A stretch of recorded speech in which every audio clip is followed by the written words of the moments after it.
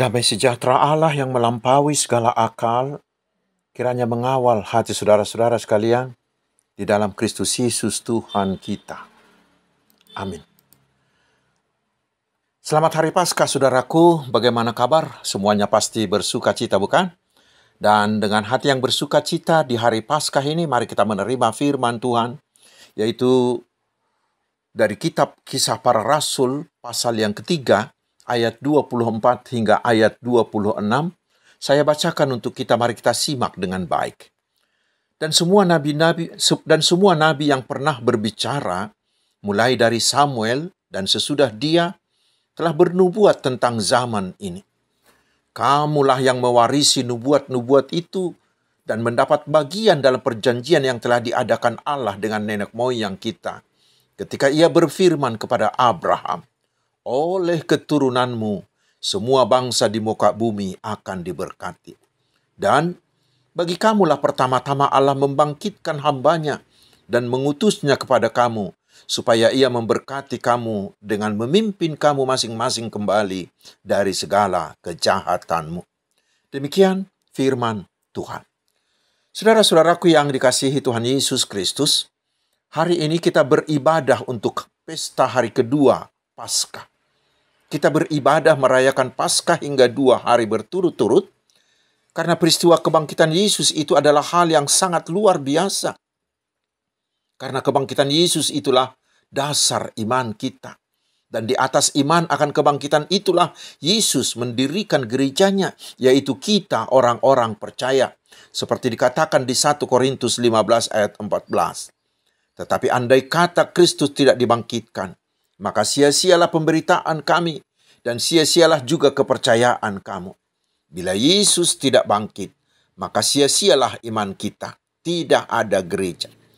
Karena itulah kita harus luapkan sukacita kita bagi Yesus yang bangkit melalui perayaan ini. Namun, kita harus mengakui masih banyak orang Kristen yang kurang mengindahkannya. Karena ternyata di setiap pesta kedua seperti ini, yang datang ke gereja hanya sedikit. Mudah-mudahan setelah ada ibadah online seperti ini, semakin banyaklah orang yang beribadah di rumah atau di kantornya ya. Saudaraku, mari kita memasuki firman Tuhan yang sudah kita dengar tadi. Kita tahu ini bermula dari peristiwa penyembuhan yang dilakukan Petrus terhadap seorang lumpuh di pintu masuk bait Allah di Yerusalem, hanya dengan mengatakan, emas dan perak tidak ada padaku, tetapi apa yang kupunyai, kuberikan kepadamu. Demi nama Yesus Kristus, orang Nazaret itu berjalanlah. Dan benar, dia berjalan. Melihat itu, semua orang tercengang. Lalu mengerumuni Petrus untuk bertanya, bagaimana itu terjadi? Lalu Petrus menggunakan kesempatan itu untuk menginjili orang banyak. Dia mengatakan bahwa bukan dia yang melakukannya, tetapi siapa? Yaitu Yesus. Petrus mengenal dirinya yang bukan siapa-siapa. Dia hanya mengandalkan kuasa Tuhan Yesus yang diberikan kepada semua orang percaya. Dan inilah yang harus kita teladani. Bila kita berhasil melakukan pekerjaan besar dalam kerajaan Allah, biarlah semua itu menjadi kesaksian kita akan Tuhan Yesus. Dan biarlah hanya nama Yesus yang ditinggikan, bukan kita. Jangan ada dari antara kita yang mencuri kemuliaan dari Tuhan Yesus. Dan bukan hanya itu saudaraku, Petrus menggunakan kesempatan itu untuk menginjili, bersaksi, memberitakan Yesus. Bila di saat yang lalu, murid-murid menginjili ketika mereka dikejar-kejar dan disiksa. Tetapi sekarang, Petrus menginjili orang ketika orang banyak takjub akan mereka. Setiap keadaan, disiksa atau dikagumi, adalah kesempatan dari Tuhan bagi setiap orang percaya untuk memberitakan Injilnya. Lalu, apa yang diberitakan Petrus tentang Yesus?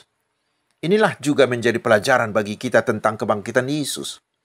Pertama, Petrus mengatakan kepada orang-orang Yahudi itu bahwa mereka lah yang bertanggung jawab akan kematian Yesus. Ini sebuah pernyataan yang sangat berani, bukan? Karena waktu itu Pilatus sudah berusaha supaya Yesus dibebaskan. Karena memang dia tidak mendapati kesalahan apapun pada Yesus yang membuat Yesus harus dihukum mati.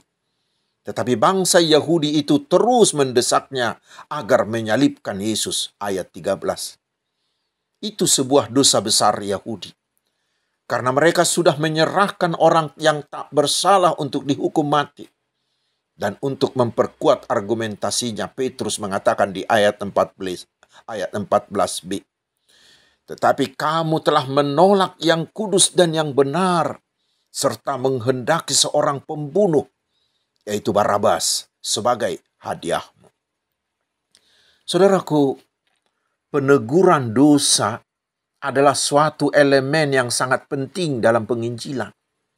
Calvin berkata, adalah tidak mungkin untuk sungguh-sungguh membawa mereka kepada Allah, kecuali mereka pertama-tama dibawa pada pengenalan terhadap dosa-dosa mereka. Kesadaran akan keberdosaanlah awal pertobatan sejati.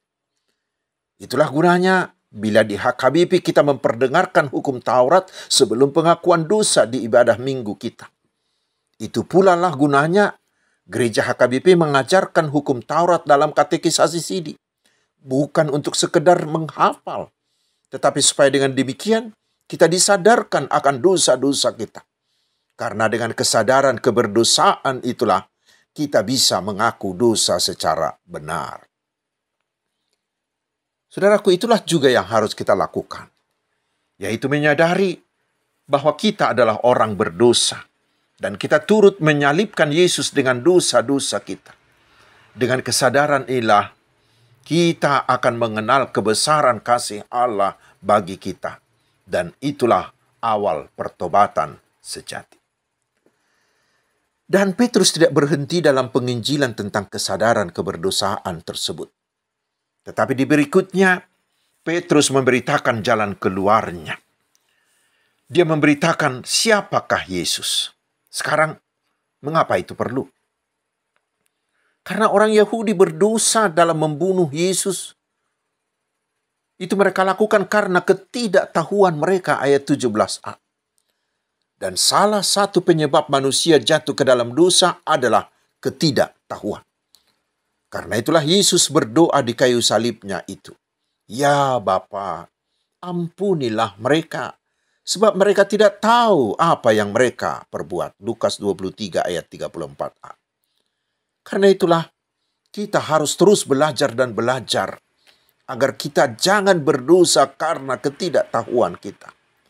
Dan karena ini adalah dosa akibat ketidaktahuan, dosa-dosa mereka dapat diampuni. Bukan seperti dosa terhadap Roh Kudus, yaitu dosa dari orang yang sudah tahu benar dan sudah mengalami keselamatan dari Yesus, tetapi kemudian menyangkalnya. Lalu, untuk membuang ketidaktahuan tersebut, Petrus memaparkan siapakah Yesus. Itu dimulai dari pernyataan Petrus bahwa kesembuhan si lumpuh tersebut bukanlah karena kuasa mereka sendiri, melainkan semata-mata karena kuasa Tuhan Yesus, yaitu Yesus yang sudah mereka bunuh itu. Padahal Yesus itu adalah Mesias yang telah dijanjikan para nabi sejak dahulu, ayat 18. Dan telah dinubuatkan bahwa Mesias itu harus menderita, ayat 18b. Dan Yesus sang Mesias itulah yang mereka bunuh. Tetapi pembunuhan mereka kepada Yesus itu telah digunakan Tuhan untuk merealisasikan janji keselamatannya, ayat 18a. Tuhan menggunakannya untuk membuka jalan menuju kehidupan sejati bagi semua orang berdosa, termasuk